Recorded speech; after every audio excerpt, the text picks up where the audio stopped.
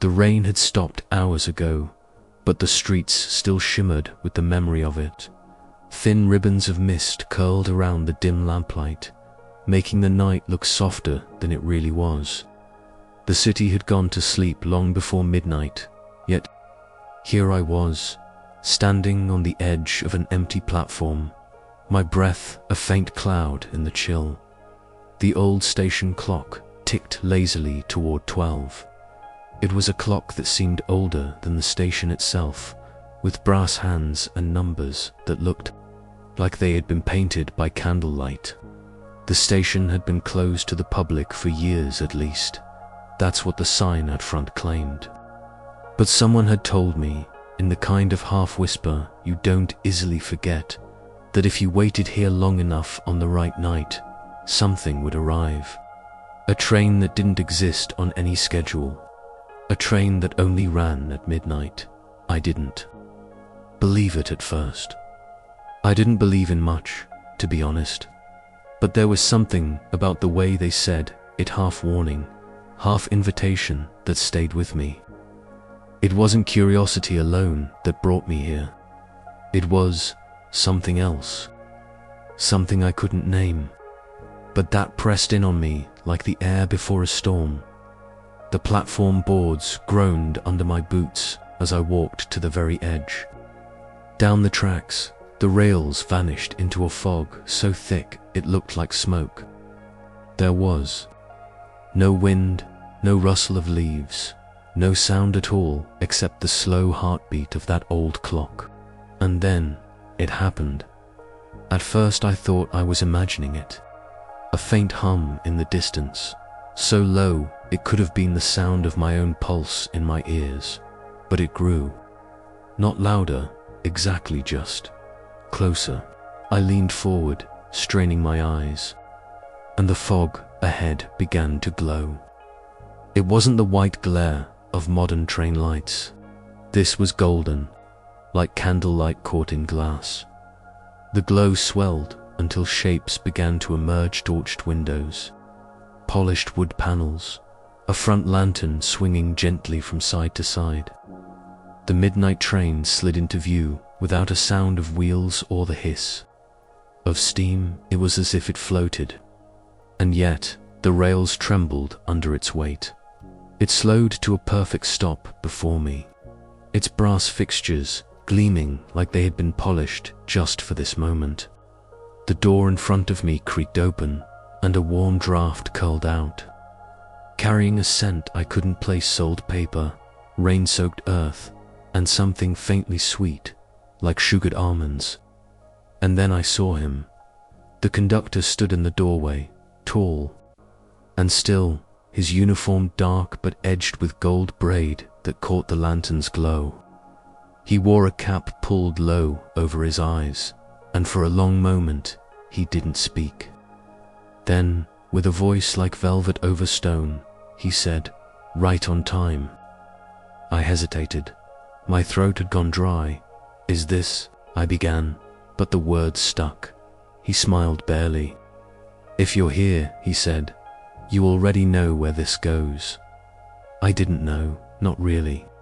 But there was something in his voice that made me step forward, across the boundary between the cold night and the warm breath of the train. The moment my foot touched the polished wood floor, the door shut behind me with a soft, final click. Inside, the light was dim, golden, as though the lamps had been burning for centuries without ever going out. The air was thick with the scent of varnish and the faint rustle of fabric as unseen passengers shifted in their seats. The walls were lined with rich mahogany, and the windows, though I could see nothing beyond them, were draped with velvet so deep a red it seemed almost black in the low light. I walked down the narrow aisle, my footsteps sinking into the thick carpet. Every seat I passed was occupied, yet no one looked directly at me. Some stared at the floor, some at their folded hands, and some kept their eyes fixed on the darkness beyond the glass, as if they could see something out there. I could not. The conductor followed behind me in silence until we reached an empty seat by the window. He gestured. I sat. The fabric was warm, as if someone had been sitting there only moments ago. For a moment, nothing happened. The train did not lurch forward or announce its departure. And then, without warning, the world outside the window began to move, not quickly, not slowly, but with the measured grace of a clock hand sweeping over midnight. We were leaving, and somehow I knew we would not be stopping for a very long time. The hum of the engine was low, steady, almost like a lullaby. I could feel my heartbeat beginning to match its rhythm. The velvet curtain beside me stirred slightly, though there was no breeze. And in that faint movement, I thought I heard something, just for a moment. A whisper, not words I could understand. Not a voice I could name. Just the soft impression of something being said, and that it was meant only for me. I leaned back into the seat, eyes fixed on the shifting shadows beyond the glass. And for the first time in a long while, I let myself stop asking questions. Somewhere, deep inside, a truth settled like a stone at the bottom of still water. Whatever this train was, wherever it was going, I had already chosen to follow. The moon lingered a little longer that night, as if reluctant to retreat behind the pale veil of dawn. The last silver threads of its light clung to the river's surface, and the gentle current carried them away, like strands of a dream dissolving into morning. Leora stirred beneath her woven blankets, not because the sun had called her, but because something else had. It was a sound, so faint and fragile that it might have been mistaken for the sigh of a leaf in the breeze. Yet it threaded through her thoughts like a quiet voice beckoning her to listen. The hum was different now, not the soft cradle song that lulled her to sleep, but a curious, almost questioning murmur, as though the river was asking something of her. She rose slowly, careful not to wake the little robin that had nested in the windowsill, and stepped barefoot onto the cool earth. Outside her door, the village was still asleep, wrapped in the embrace of the last remnants of night, but the air felt expectant. Even the mist that curled above the ground seemed to wait for something. She walked toward the water's edge, her steps sinking into the damp grass, her mind as still as the pale morning. When she reached the riverbank, she saw that the surface was not entirely calm. Small ripples spiraled outward from a point just beyond the shallows, as if something unseen moved beneath. Leora knelt, her fingertips brushing the cool surface, and the hum deepened in her mind. It wasn't in her ears. It never truly was. The sound lived somewhere between thought and feeling, somewhere language could not quite follow. But its message was becoming clearer, an invitation. She leaned closer, her reflection bending with the water. And for the briefest moment, another face appeared beside hers, not frightening, not strange, but old. So old that it felt like it belonged to the first night the river had ever sung. The image faded with the next ripple, leaving her breathless but not afraid. She stayed there for a long while, listening to the hum shift and weave through her mind, until she realized it was carrying something within it, a melody she did not know but somehow remembered. As the village slowly awoke, she remained by the bank, her skirts damp, her eyes fixed on the drifting silver trails that the moon had left behind. That day, the air felt heavy with the weight of dreams that had followed people into waking, and in hushed conversations, the villagers spoke of strange visions they had seen in the Nightan orchard bathed in starlight, a great bird carrying lanterns in its wings, a city made of glass that hummed with the same song as the river. No one spoke of fear. The river's lullabies had always brought peace, never harm. But this was new. These dreams were not fading, and their details clung like dew long after the sun had risen. By nightfall, the hum returned to its softer tone, but it carried the faintest thread of that morning's melody. Leora lay in her bed, eyes open, heart listening, and felt the quiet promise that whatever the river had begun to reveal was only the first step into something far greater than she could yet imagine. Outside, the moon, now fuller and brighter, seemed to lean closer to the earth, as though it too wished to hear what would happen next. The moon hung lower now, casting its silver trail across the surface of the quiet sea, and Maren could feel the pull of its light like a soft thread weaving through her thoughts. She walked slowly along the damp shoreline, her bare feet sinking into the cool sand with each step.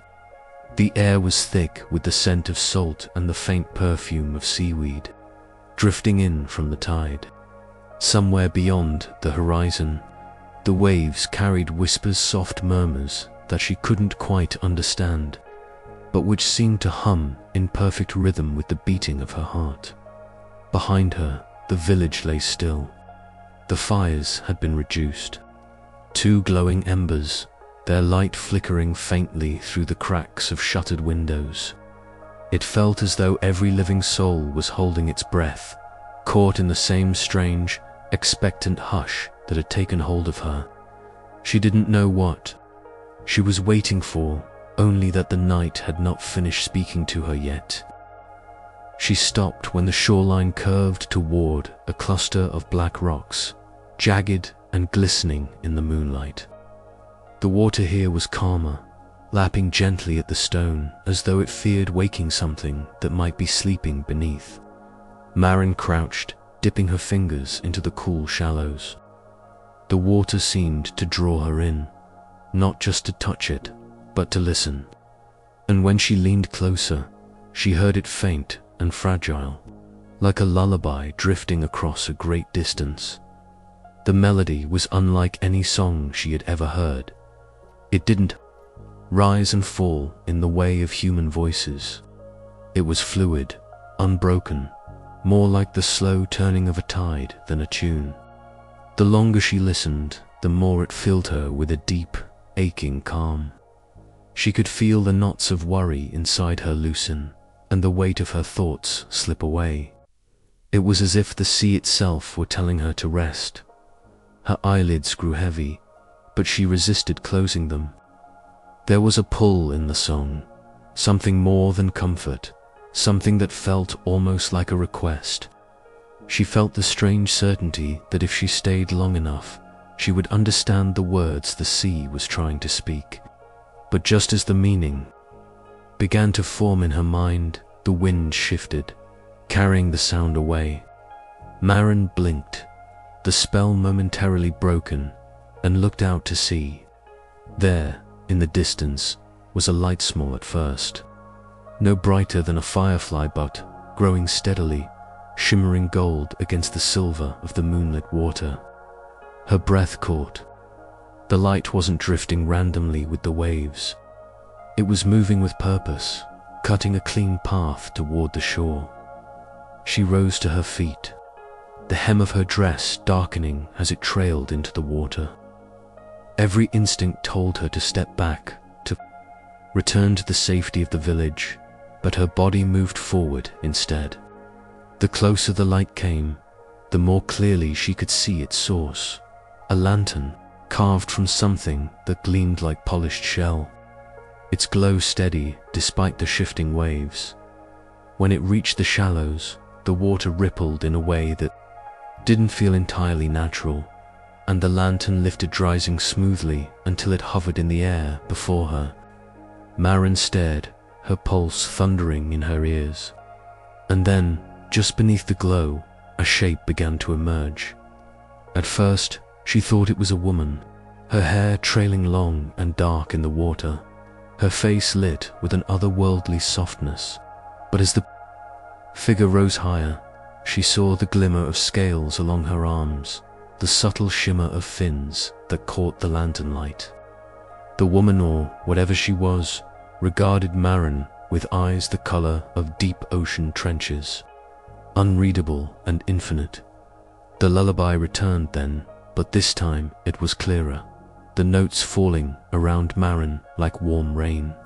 And though no words were spoken, she felt their meanings settle in her mind. You have heard us. You have been chosen. The figure extended a hand, webbed fingers glistening, palm open. Maren hesitated, her heart torn between wonder and fear. The night air seemed to still around her, the waves pausing as though the sea itself waited for her answer. And without entirely understanding why, Maren reached out. The moment Maren's fingers touched the webbed hand, a ripple of warmth traveled up her arm, as if the ocean itself had reached into her veins.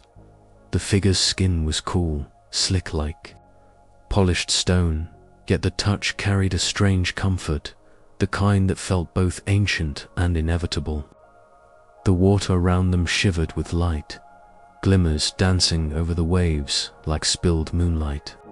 Without a word, the figure stepped backward into the darkened water, and the pull on Maren's hand urged her forward. She followed, the sand sinking beneath her toes, the cool tide curling around her calves, her knees, her waist.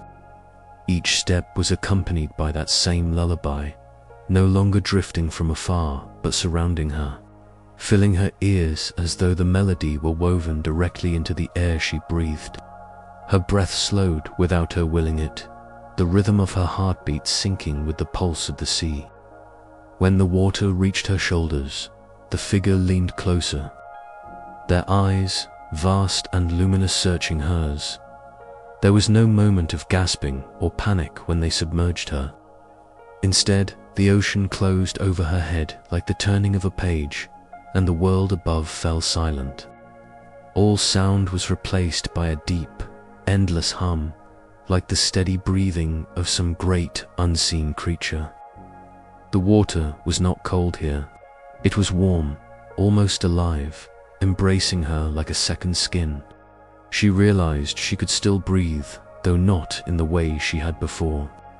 Each breath felt thicker, denser, as though she were drawing in the ocean itself, the salt and current filling her lungs without harm. The figure did not release her hand as they descended. Light from the surface faded, replaced by an otherworldly glow that seemed to rise from the seafloor itself. Shapes emerged in the dim, towering coral spires like cathedrals, archways woven from strands of kelp, and schools of fish that shimmered like drifting jewels. It was a city, Maren realized, a city beneath the waves, vast and quiet and impossibly old. The figure led her toward an open courtyard where the sand had been brushed into intricate spirals. Other beings appeared from the shadows, tall and graceful, with skin that gleamed like shells, their hair flowing around them in slow, deliberate waves. They moved with the ease of those who had never known air, their gestures carrying the calm of the tides. One of them stepped forward, their voice carrying not through sound but directly into Maren's mind. "You have crossed the threshold." She didn't know how to respond, or even if she could. But the words' thoughts continued, each one like a ripple in still water. Few hear the song, fewer still follow it. You are here because you are needed. Maren's lips parted, and to her surprise, her voice carried in this place. Not muffled but clear, though it seemed to drift into the minds around her rather than into their ears. Needed for what? The beings exchanged glances. The first one approached, lifting a long, slender hand to touch the pendant at Maren's neck, the small piece of sea glass she had worn since childhood. It glowed faintly under their touch. This belonged to one of us. Long ago, it was taken above. Its return is the first note in a song we thought forever silenced. A flicker of memory stirred in Maren, her grandmother's voice, telling her stories about the glass of the sea, about how it was meant to protect sailors and guide them home. She had always assumed it was just a tale, but here, deep beneath the waves, it felt less like a story and more like a promise. The figure who had led her here released her hand at last, but the bond between them remained an invisible tether. They swam in a slow arc around her, their gaze unwavering. "The tide is shifting," they said. "Something stirs in the dark trenches. If it reaches us, it will not stop here. The surface will not be spared." A shiver passed through Maren that had nothing to do with cold. "And you think I can help?" "You are already part of the song," they answered simply. "The choice is not whether you will take part, but how." From the edges of the courtyard, a current began to flow, circling them. The sand beneath her feet swirled, carrying with it flecks of gold and pearl. In the center of the courtyard, a shape began to form at first, a faint shimmer, then the outline of a conch shell as tall as Maren herself. Its surface was carved with symbols she didn't recognize, though they felt oddly familiar, like words she had once known but forgotten. The beings bowed their heads to it. The lullaby swelled, and Maren realized now that the melody was coming from the shell itself. It pulsed with light in time with the notes, each one vibrating through her bones. "This is the heart of tides," the voice in her mind explained. "It is the keeper of balance between our world and yours. But its song has weakened. You carry what is needed to restore it." Her hand instinctively went to the pendant again. "The sea glass, it is not glass. It is a fragment of the heart, lost to the currents. Without it, the song falters. With it, the lullaby will once more keep the darkness at bay." Maren's breath caught. This was no simple trinket she had inherited. It was a key, a missing piece of something vast and vital. But before she could speak, the ground beneath them trembled, a low, distant rumble that sent clouds of sand spiraling upward. The beings around her stiffened, their eyes turning toward the black expanse beyond the coral arches. "It comes," the voice whispered. From the shadows emerged a shape unlike any Maren had ever seen. It was massive, its outline shifting as though made of smoke and ink, darker than the water itself. Isif, they could be called, that glowed faintly within the void, cold and unblinking. The lullaby faltered, the notes stumbling as though choked by the creature's presence. The figure who had brought her here moved closer, their expression unreadable. "You must decide now. Will you give the heart what it needs?" Maran's chest tightened. The choice was heavy, yet she felt the answer rising in her before her mind had even formed the thought.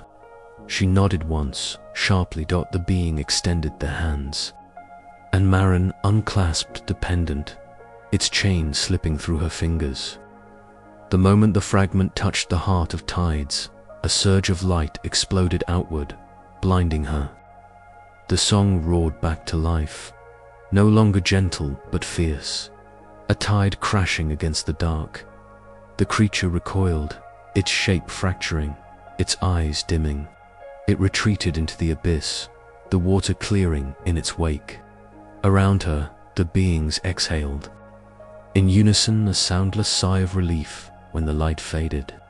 Maren found herself standing on the ocean floor, the heart of tides whole once more, its song now a steady hum. The figure who had brought her here looked at her with something that might have been gratitude. "It is done for now, but the currents never sleep. You will be called again."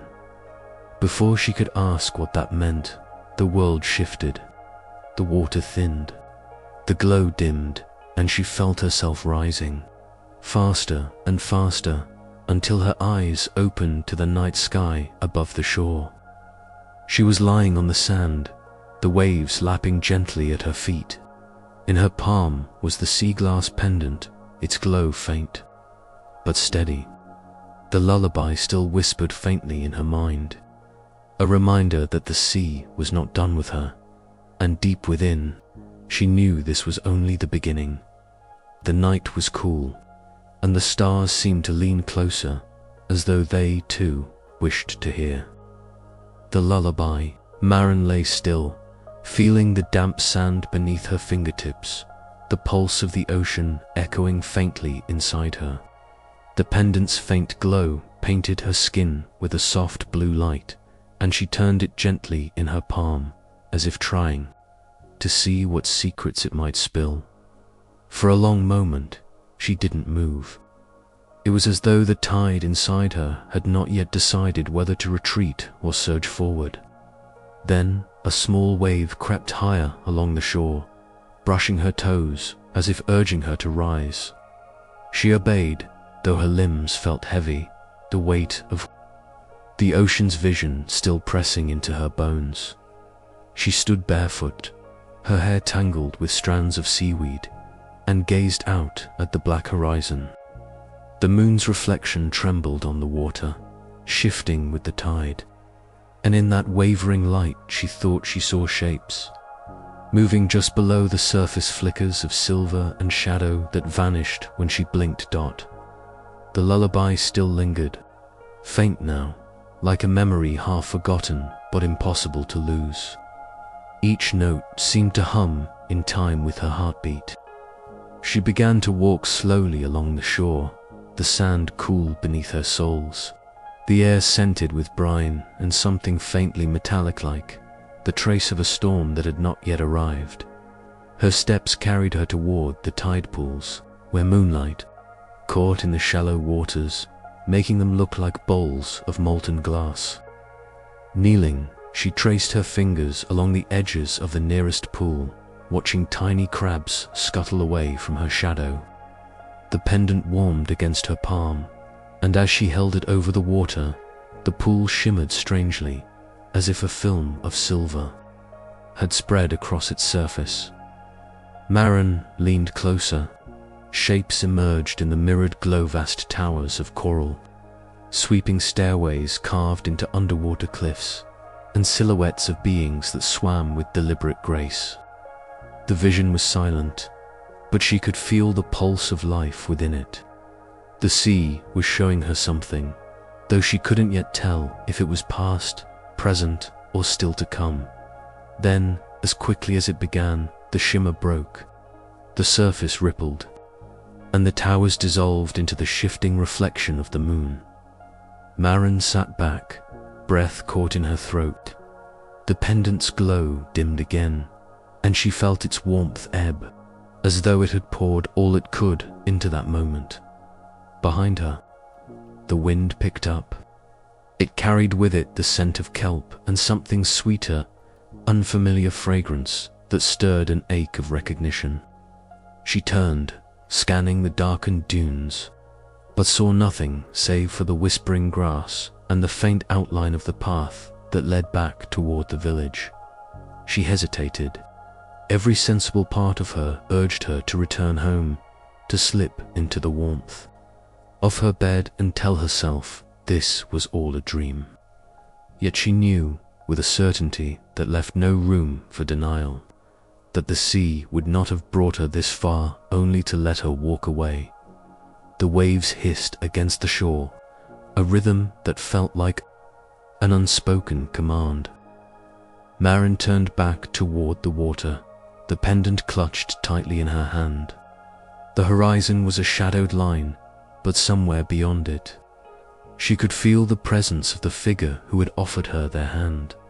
Her feet sank into the wet sand as she stepped closer to the tide. Each wave drew nearer, swirling higher around her ankles, as though the sea was testing her resolve. The water was cold, yet each touch sent a strange warmth spiraling through her veins. Maren. She froze. The voice was soft, as if spoken directly into her mind, and yet it carried the weight of 1,000 tides.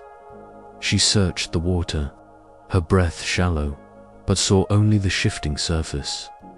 "You have been chosen," the voice continued, the same words she had felt rather than heard in the depths. "And the choosing is not yet complete." Her grip on the pendant tightened. "What does that mean?" she whispered, but the sea gave no answer. Only the lullaby rose again, its notes curling around her like tendrils of mist, pulling her gaze back to the dark horizon. It was then she noticed the lights, far out, where the black sea met the black sky. Faint points of blue and gold shimmered. They moved, almost like lanterns swaying on invisible currents, drawing her attention farther and farther away from the shore. Her pulse quickened. She knew without knowing how that the lights were calling to her. She stepped deeper into the water, her skirt clinging to her legs, her breath clouding faintly in the cool air. The tide surged, and for a moment she felt it lift her slightly, as if it was deciding whether to take her or let her go. Then, from beneath the surface, something brushed her ankle. Not the nudge of seaweed or the dart of a fish, but a deliberate, lingering touch. Merrin's breath caught. The touch returned, firmer this time, circling her ankle like a hand. Before she could react, the sea surged forward, and she was pulled under. Cold engulfed her. The world narrowed to the sound of her own heartbeat and the rush of water past. Her ears. She fought instinctively, but the grip on her ankle held her steady, not to drag her down, but to keep her from drifting. The pendant's glow flared, lighting the water around her. Through its pale illumination, she saw them. Dozens of figures swam just beyond reach, their forms sleek and strange, their eyes bright as moonstones. Some watched her with open curiosity, others with a kind of guarded expectation. The one holding her ankle released her, drifting back into the circle. At the center of them all was the figure she had seen before, their webbed hand now outstretched. Once more, Merrin hesitated, lungs burning, fear and wonder tangled in her chest. Then she reached forward, her fingers meeting theirs in a grip that was unexpectedly warm and strong. The moment their hands met, the sea around her bloomed with light dot. It poured upward from the depths, swirling like ribbons of silk, wrapping around her until she was weightless, suspended in a column of radiance. The figures around her began to sing not the soft lullaby she had heard before, but a fuller, deeper harmony, each voice weaving through the others like currents in a vast tide. The song spoke of ancient covenants, of kingdoms hidden beneath the waves, of promises made and broken and made again. She did not understand the language, yet every note seemed to root itself inside her, as if it had been waiting there all along. The figure guided her deeper, and she followed, her fear dissolving into a strange, fierce calm. The light thickened, the water warmer, until she realized they were descending into a place where the sea itself seemed to hold its breath. Far below, she saw it, the city she had glimpsed in the tide pool vision, now real and vast before her. Towers of coral and glass rose from the seabed, each one crowned with living flame that burned without smoke. Pathways wound between them like ribbons, and schools of silver fish darted through arches carved with runes that glowed faintly in. The dark Merrin's heart pounded. This was no dream. They passed under an archway where the runes brightened as she approached, as if recognizing her. The singing swelled, echoing from the coral walls until it seemed the city itself was alive with the sound. The figure led her to a wide plaza at the city's heart, where a great stone lay half buried in the sand. Its surface was etched with spirals and symbols that pulsed faintly with light. Around it, the other figures gathered, their eyes fixed on her. This is the choosing stone. The voice spoke again inside her mind, and she knew it came from the figure before her. It has not glowed for many tides. Until now, Maren felt a shiver run through her, though the water was warm. The pendant at her neck seemed to beat in time with the stone, and she understood, without being told, that whatever happened here would change her forever. The figure gestured for her to place her hand on the stone.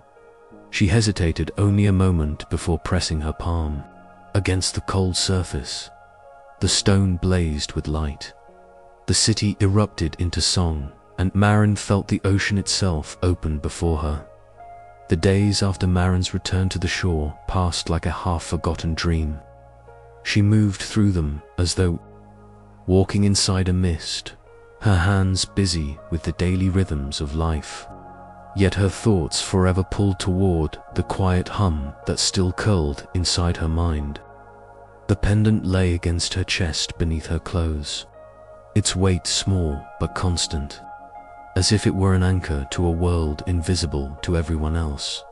She would touch it often without thinking, her fingers brushing the smooth surface until they found the faint ridges of its spiral. Sometimes, in the hush of night, she would swear she felt it pulse not with heat exactly, but with a subtle vibration, like the beating of a distant heart. And whenever that happened, the lullaby would drift faintly into her awareness, so soft, it was almost not there at all, yet enough to stir something deep and restless inside her. On the third night, the sea spoke again. It wasn't in words, it wasn't even in sound. It was in the pull of the tide, the way the moonlight shimmered across the waves, and the sudden hush that fell over the world as she stood on the bluff above the water. The wind softened, the crickets fell silent, and the waves seemed to move in slow, deliberate patterns beckoning her. Her feet carried her down the narrow path before her mind had fully decided to go. She walked barefoot, the cool earth damp beneath her soles, the scent of salt and kelp wrapping around her like a shawl. By the time she reached the shore, the moon was high and silver, painting the wet sand with shifting light. She stepped into the water. It was warmer than the air, almost comforting, like slipping into a bath prepared just for her. The waves curled gently around her ankles, then her calves as she waded deeper. And with each step, the pendant seemed to grow heavier, pulling her forward, until the water was at her waist. She hesitated. The memory of the last time of sinking into a world of light and shadow and impossible creatures flashed through her mind. She glanced back toward the shore, expecting to see the cottages, the lanterns, the thin smoke from chimneys. But the night behind her was darker than it should have been. It was as though the land had already drifted away, swallowed by mist. A soft current circled her, gentle but insistent. She took another step. The water rose to her chest. Her breath came slower now, not from fear, but from a strange anticipation, as though she had been waiting for this moment far longer than she realized. She reached for the pendant. The instant her fingers closed around it, the sea shifted. Beneath her feet, the sand dropped away. She should have felt the panic of losing her footing, but instead her body moved as though guided, her limbs neither thrashing nor tense.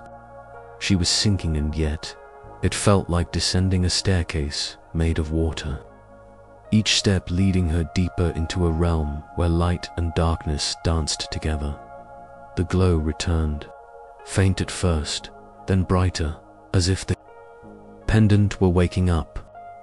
Shapes moved in the distance, fluid silhouettes, neither entirely human nor fish, their forms refracted by the water's rippling light.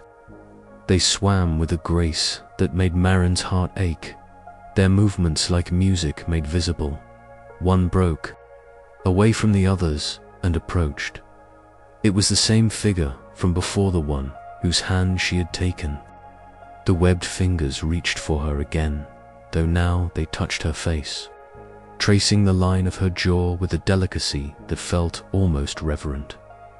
"You came back." The voice was not a sound, but it was clearer now, resonating directly inside her.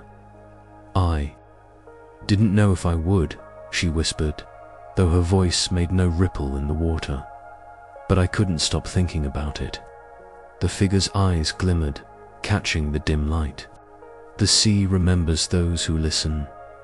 Around them, the water shifted again, and the other shapes moved closer. They circled slowly, their eyes curious, their expressions unreadable. Maren felt no fear, only the quiet weight of being seen, truly. Seen in a way she had never experienced on land. The figure took her hand and guided her forward. They swam not with the frantic urgency of a human in water, but with an ease that felt as natural as walking. The deeper they went, the more the world transformed. Coral spires rose like towers, lit from within by glowing anemones. Schools of fish shimmered through arches of stone, their scales flashing in waves of gold and silver. Great shapes loomed in the distance, slow and ancient, their outlines blurred by the shifting blue dot. At the heart of it all was a structure. Unlike anything Maren had ever imagined, it rose from the ocean floor in spiraling layers, each level adorned with flowing strands of kelp and bioluminescent shells. The walls seemed alive, breathing with the gentle sway of the current, and the entire structure pulsed faintly, just like the pendant at her throat. "This place," she murmured, "it is older than your world above." The figure led her to an entrance framed by arching coral and strands of pearlescent seaweed. Inside, the water felt different, denser, warmer, almost protective. And then she saw them. Dozens of figures, each unique, yet sharing the same delicate features and graceful movements, gathered in a vast chamber. Their eyes turned toward her, and the lullaby returned, not sung aloud, but rising like a current through the very water around her. She realized, with a sudden shiver, that she understood it now. It was not just a song, it was a history, a memory, a welcome. The voices wove together in a tapestry of meaning, of storms weathered, of ships swallowed and spared, of tides that shaped the lives of those above. She saw visions in the water, a coastline she didn't recognize, a silver moon sinking into black waves, a great shadow moving beneath the surface, and always there was a feeling and undercurrent of something vast and unending, watching the world above with patience that spanned centuries. When the song faded, the figure turned to her. "You are bound now, Maren. The tide will find you, no matter where you go." The words were not a warning, nor a threat. They were simply true. She touched the pendant. "What does it mean?" The figure only smiled, a slow, unreadable curve of lips. "In time, you will know." Maren stood in the dim light, the soft shimmer of the pendant brushing against her skin with every movement. The sea around them was no longer glowing, yet it carried a weight she could feel deep in her bones, like a secret it had decided to place in her hands, though she did not yet know why. The figure began to drift backward into the shadows of the water, their outline melting into the currents as if they were part of the tide itself. Maren felt an ache rise in her chest, a strange pull to follow, but she didn't. Something told her that if she stepped further now, she might not come back. Instead, she let the water carry her upward once more. Her head broke the surface with a gasp, the cool night air hitting her face. Stars winked above, in scattered constellations, but they felt closer than before, like they, too, were watching her. She swam toward the shore slowly, each stroke carrying the memory of the song in her mind.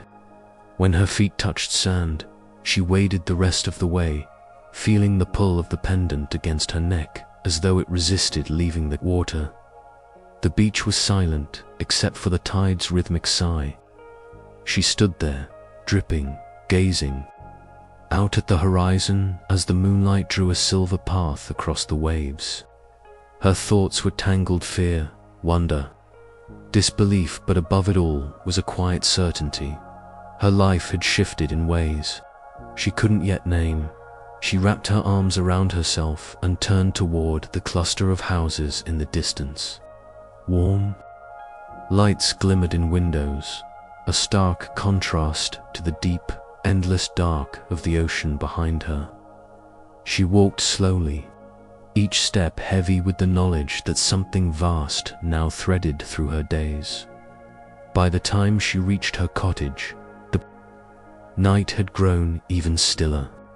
Inside, she lit a small lamp and placed the pendant on the table. The glow within it was faint now, pulsing like a slow heartbeat.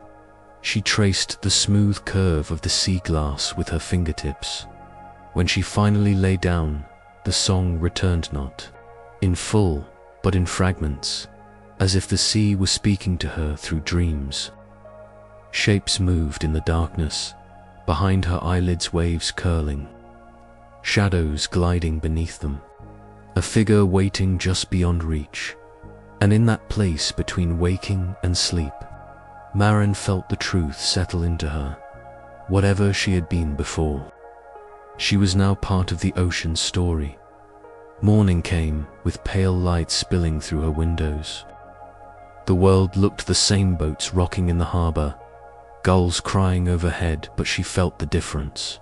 She moved through her morning like one testing the edges of a dream, half expecting to wake and find it gone. But the pendant was still there, warm in her palm, its faint glow proof that none of it had been imagined. She slipped it over her head again, feeling the weight settle against her collarbone. Outside, the tide was low, the wet sand reflecting the sky. She walked along the shore, watching the waves reach for her ankles as if they knew her name. Far out, something dark broke the surface before slipping beneath it again, too large for a dolphin, too fluid for a boat. She stopped, heart thudding, but it didn't appear again. The day passed quietly, yet she carried the feeling of being observed. Not in a threatening way, more like the ocean itself was keeping track of her, noting her movements the way one might note the shift of clouds before a storm. That evening, as the sun sank and the sky bled gold and violet, she returned to the water's edge. The wind picked up, carrying the scent of salt and something deeper, older. When the first stars began to appear, she heard Itha lullaby, soft, almost too soft to catch, but undeniably there. She stood still, letting it wrap around her like a thread, pulling her toward the horizon. The melody seemed to ask for something, though she didn't yet understand what. And somewhere beneath the sound, in that unspoken place where thought meets instinct, Maren knew the sea would call again and she would answer. The night deepened around her, the air turning cool enough to raise goosebumps on her skin. Maren stayed by the shore, eyes fixed on the shifting shimmer of moonlight upon the water. Each wave carried its own delicate voice, a fragment of the greater song, as though the sea were speaking in pieces it knew she could not yet assemble. The pendant at her neck warmed faintly, a heartbeat that was not her own. It pulsed in time with a lullaby, and she realized with a quiet certainty that it was listening as much as it was guiding. She stepped forward until the surf reached her ankles. The water curled around her feet, not cold, but alive, and she had the strange sense it was tasting her presence, measuring, learning. A flash caught her eye. Far out, where the moon's reflection bent and fractured. Something moved, a curve of silver, quick as a darting fish, yet larger than any creature she knew. It vanished before she could focus, leaving only widening ripples. Miran's breath slowed. She didn't call out. She knew, instinctively, that calling would break whatever fragile thread bound this moment together. Instead, she closed her eyes and listened. The lullaby swelled, then softened, like a tide that came not to take, but to lead. When she opened her eyes, the horizon seemed different. The darkness there was not empty, it was layered, shifting like veils upon veils. And beyond them, faint and glimmering, she thought she saw a shape. A city, perhaps, though it shimmered, as though made of moonlight and water. Towers rose like coral spires, arches curved like the backs of great whales. She took a slow step forward. The pendant brightened. The sea answered with a longer, deeper note, a sound that filled her bones, then dash motion. The silver flash again, this time closer. It circled her slowly, its wake folding into the music. She sensed no malice, only presence. An immense awareness that regarded her the way a tide regards the shore, with inevitability. A voice, not the lullaby, not the figure from before, slid into her thoughts. "You have been seen." Her breath caught. The words were like drops of salt water sliding into the spaces of her mind. Impossible to push away. She wanted to ask by whom, but the question never formed, because she already knew. The horizon city flickered, then faded, leaving only the black sea under silver light. The water lapped gently at her shins, the night pressing close around her. The pendant's glow dimmed to a steady ember. The lullaby ebbed, leaving silence so complete she could hear her own heartbeat. Miran turned toward the shore, expecting to find it exactly as she had left it. But the sand beneath her feet felt firmer, darker, as though the tide had pulled something new into its embrace. And far up the beach, where the dunes curved like sleeping beasts, she thought she saw a figure standing in shadow watching. She blinked. It was gone. The wind shifted, bringing with it the faintest whisper of the song once more.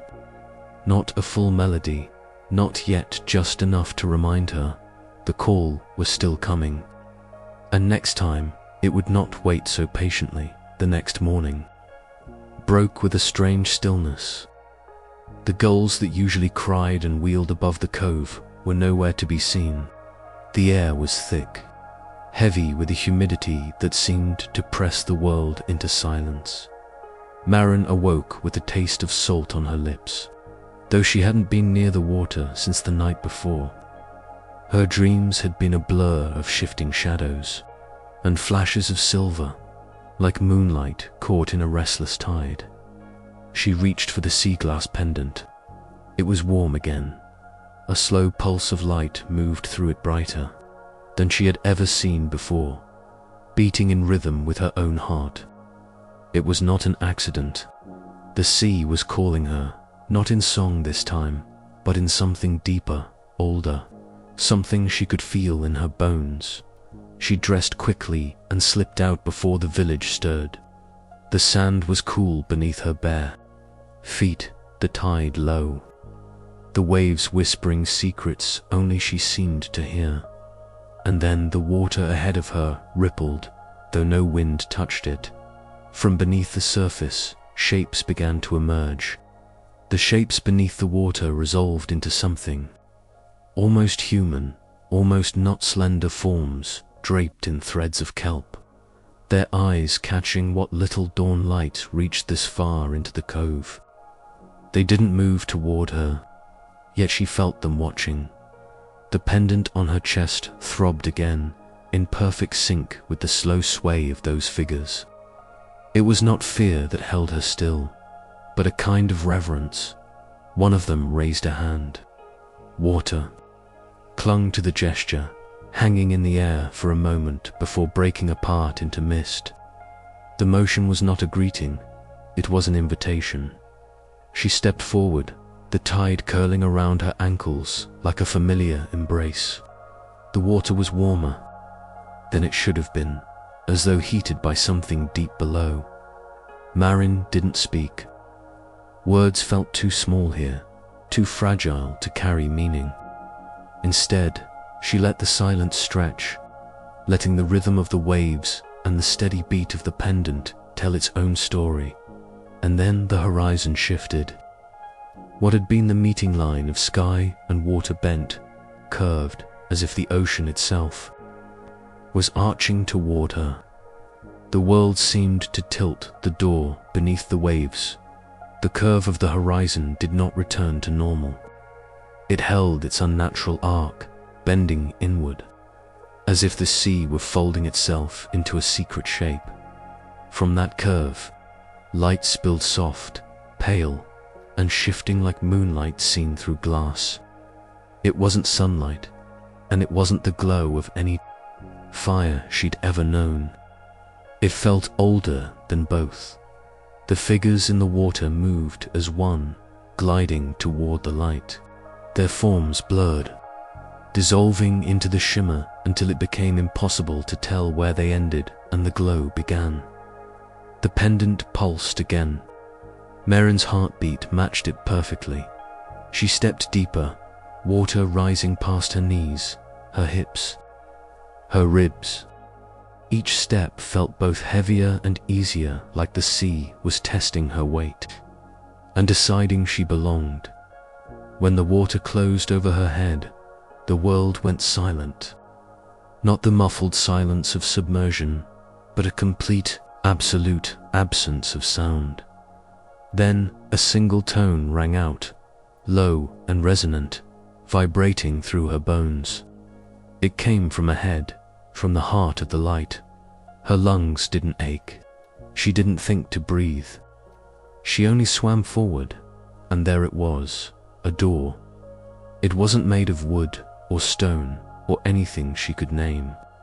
It was a surface of liquid glass, rippling without breaking, set into the very body of the ocean. The tone hummed from it, as if the door itself were alive. She reached out, fingertips brushing the surface through the glass. The moment her fingers touched it, the surface shivered. Not outward, but inward, like the ocean itself had drawn a breath. Light rippled from the point of contact, circling outward in silent waves. The door did not resist her. It yielded, folding inward as though it had been waiting for this precise touch. Cold, not the biting kind, but a deep, ancient cold slid up her arm and into her chest. Her heart skipped once, then steadied, now beating in rhythm with the same tone she'd heard before. She stepped forward. The liquid surface clung to her like silk. Before letting her pass, one heartbeat she was swimming in the sea. The next, she was standing on solid ground. Beneath her feet lay sand, soft and dark, lit from above by a shifting dome of light that looked like the underside of a breaking wave. The air was heavy with the scent of salt and something faintly metallic, like the tang before a storm. The world here was not silent. It sang, a low, continuous chord that seemed to come from everywhere at once: the sand, the air, even her own. Bones, ahead, rising from the center of this strange shore, stood a structure. It wasn't a building in any way she understood. It had no walls, no roof, only columns of translucent stone curling upward like spirals of smoke, holding nothing and everything at once. The space between them shimmered with the same silver light she had seen from the horizon. At the base of those columns, something moved. A figure stepped forward, not quite human, not entirely other. Its eyes were pools of liquid black, reflecting every flicker of light around them.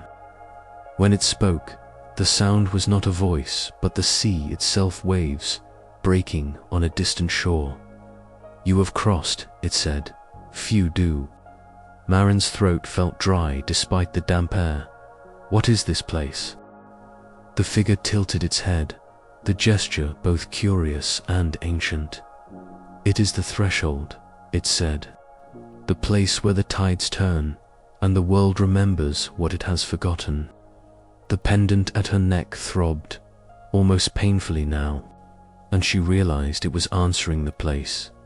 The threshold's keeper, the pendant pulsed again, each beat echoing through her ribcage, matching the deep, unseen drum of this place. It wasn't just reacting, it was speaking, though not in words she could name.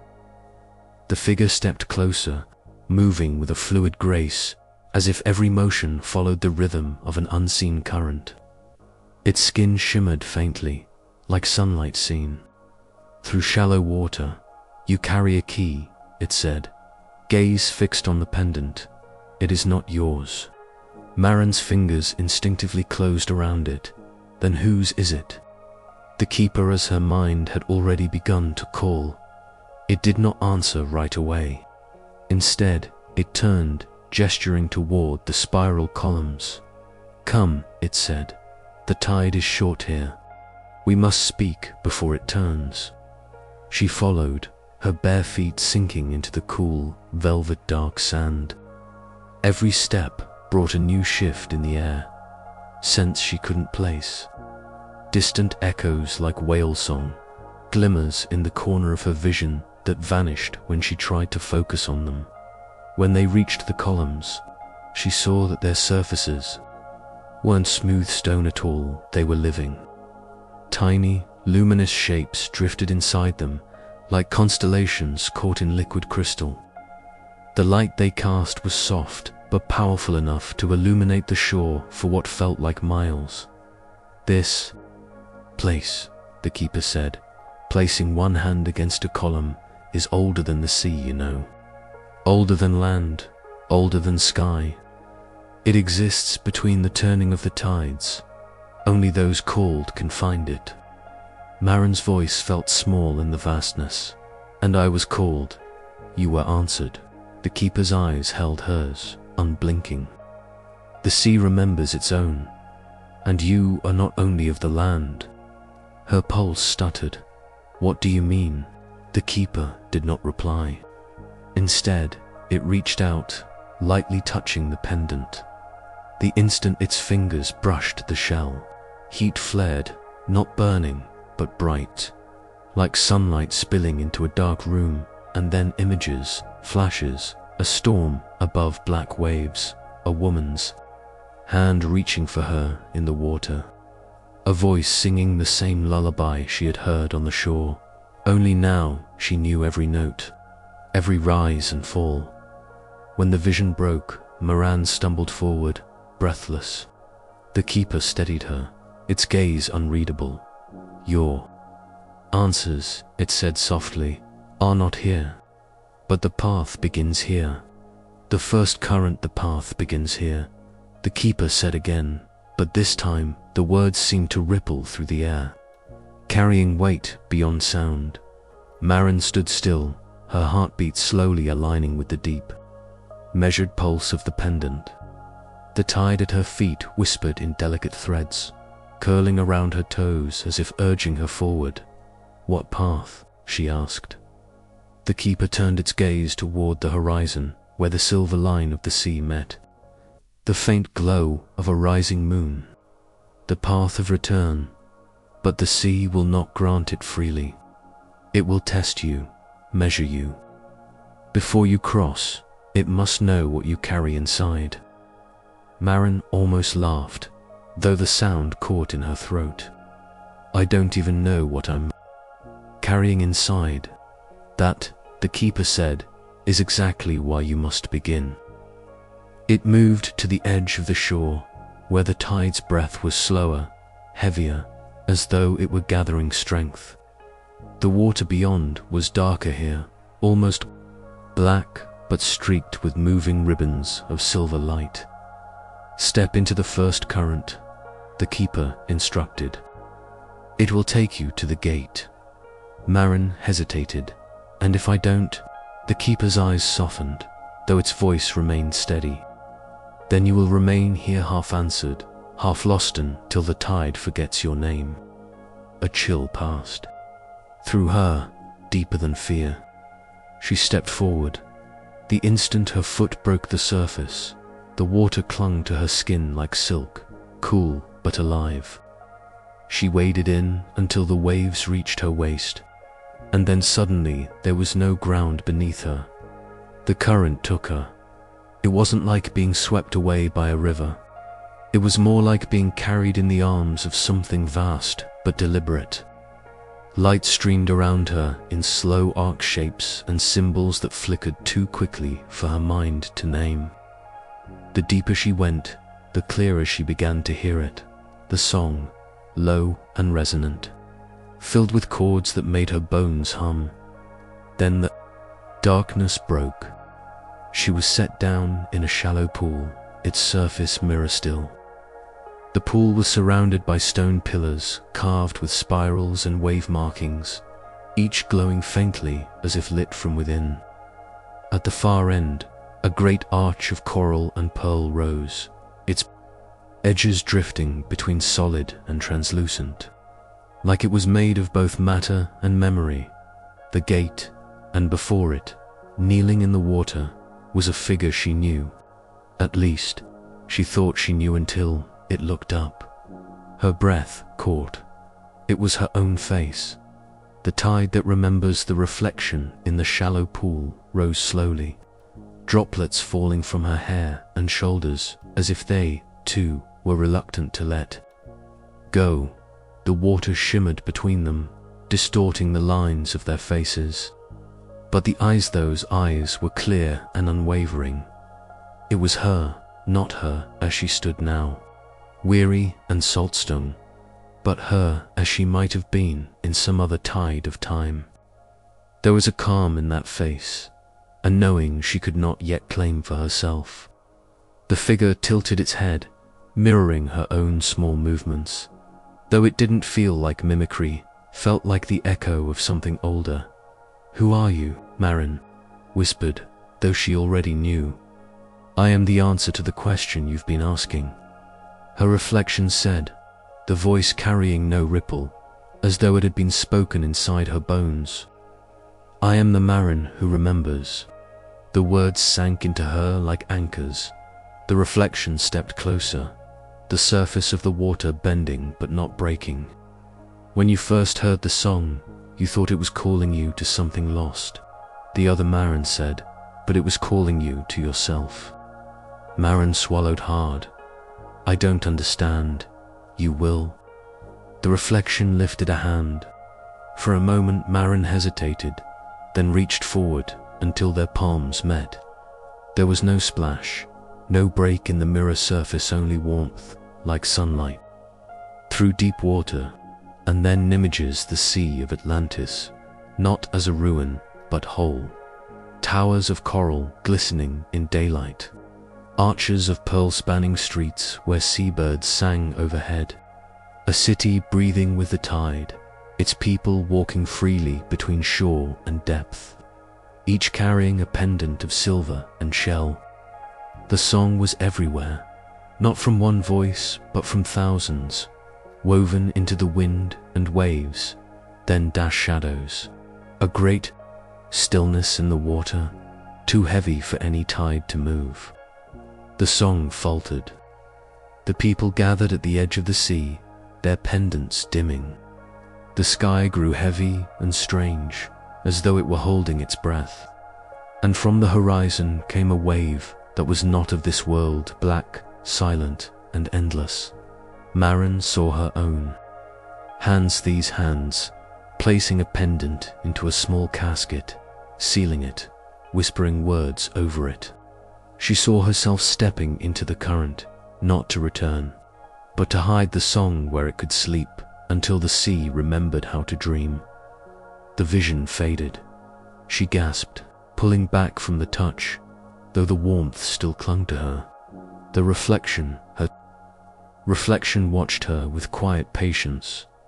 "You were me," Marin said, "or I was you." The reflection's lips curved in something like a smile. "Every tide returns to itself. You've walked the long shore to bring the song home again. Now you must decide if you will keep it or set it free." The gate behind her began to glow, each coral branch and pearl edge shimmering as if lit from inside. Beyond it, Marin could see movement, not water, but something wider, a space that felt like all seas joined together. She turned back. "If I step through, you will return it to the sea. The song will belong to all who can hear it. It will live beyond you. If you stay, it will remain yours alone, carried in you, safe but silent to the rest of the world." Marin felt the pendant grow heavier at her neck, not with burden, but with meaning. She thought of the keeper, of the first current, of the voices in the tides. She thought of the quiet moments when she had been afraid, and of the strength that had always answered from somewhere deep. The song was not meant to sleep. She stepped toward the gate. The reflection did not follow. Instead, it placed a hand over its heart and bowed not in farewell, but in recognition. As Marin passed beneath the arch of coral and pearl, the song swelled, its chords twining with the pulse of her blood, lifting her like the tide. The water dissolved around her, replaced by light.